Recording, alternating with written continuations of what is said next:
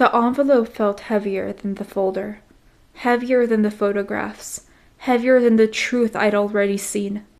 Adam watched me, not with anticipation, not with fear, but with something softer, a kind of acceptance, as if he already knew my life was about to split in two, before this moment and after it.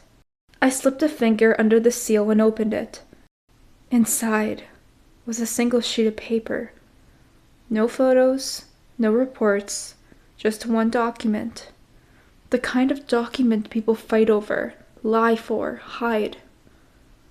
A final proxy authorization, signed 2 weeks after I was born, my mother's signature, and above hers, a name, the name Adam had shown me before, the man who had watched me from the shadows, the man who never tried to meet me, but made sure someone else did.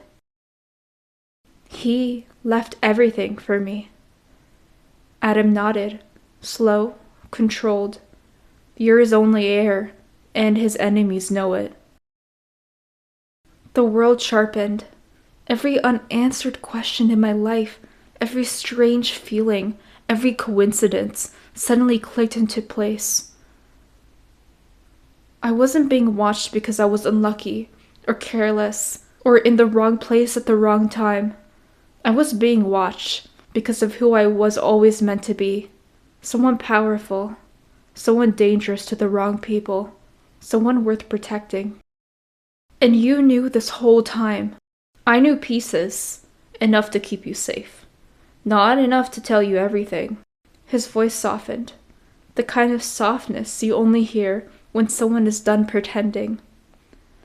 When you stepped into danger on your own last night, I realized you were ready. My breath trembled. Just once. Ready for what? He looked at me then, fully, openly, without the armor he always held between us. For the truth, for the choice, for all of this. The city blurred outside the window, but his eyes, they stayed steady, anchoring me in a moment that felt too big for the quiet of that car. So what happens now? He took a breath, the kind that sounds like someone preparing to lose something. Now, you decide if you want me in your life, not as an assignment, not as a shadow, but as someone who chooses you every day, even when it's hard, even when it's dangerous. The words hit harder than any truth in the folder, because they weren't part of the mission, or the files, or the secrets. They were his. If you were meant to protect me, why do you sound like you're asking permission to stay? For the first time since I met him, Adam blinked, caught off guard, because you deserve to choose who stands beside you. Silence wrapped around us, warm, uncertain, real. I closed the folder, then I placed it aside, and when I spoke, my voice didn't shake.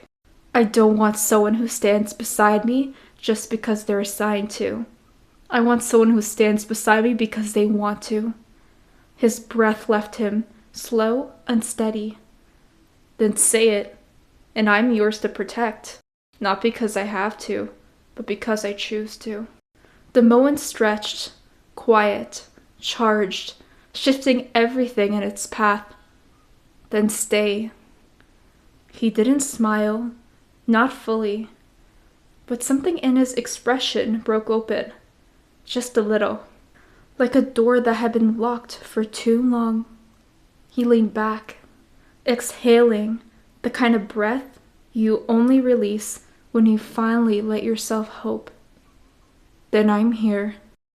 The car merged into traffic, life moving around us, as two people sat in the back seat, both changed, both chosen, both finally seen. I didn't know what came next. The danger, the inheritance, the shadowed corners of the truth. But I knew one thing with absolute clarity. I wasn't facing it alone. And for now, for the first time in a long time, that was enough.